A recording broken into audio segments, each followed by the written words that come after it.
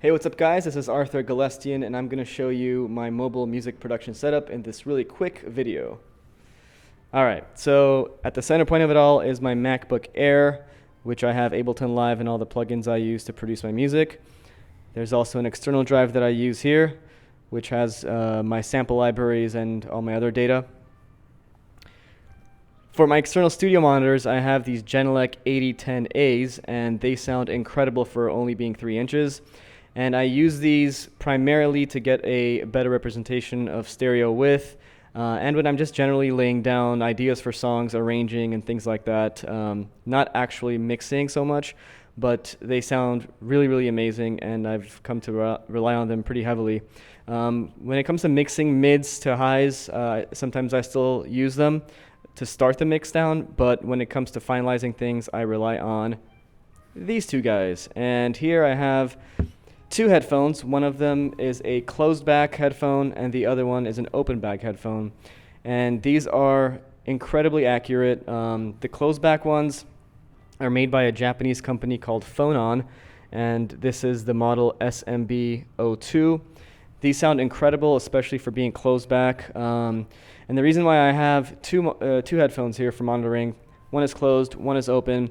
In general, these open back headphones are going to give you much more accurate sound reproduction because they are open on the sides, so you don't have to worry about the sound in your headphones reverberating so much and changing the way that the song sounds when you're doing your mix downs or your masters or whenever you just need monitoring. So I prefer to use the open back headphones as my default, but I will say that I was actually really blown away by these closed back headphones, and I go back and forth between the two just to get a better idea of, or a better opinion from each of these headphones of what the mixdown sounds like. So that's my 3-point monitoring system. I use these Genelecs and these 2 headphones, and they work incredibly well. For my MIDI controller, I have this CME X-Key 25-key keyboard, and there are a couple different options out there that made it really difficult to make this final choice. But the reason why I decided to go with this is because, A, it's very, very thin. If you can see its profile from here, it's super thin. It's really, really, really light. And it also looks good with the Mac, so can't go wrong with that. So that is what I use for my MIDI controller. Here I have a USB hub, which lets me plug in more than 2 devices because the MacBook Air only has 2 USB ports.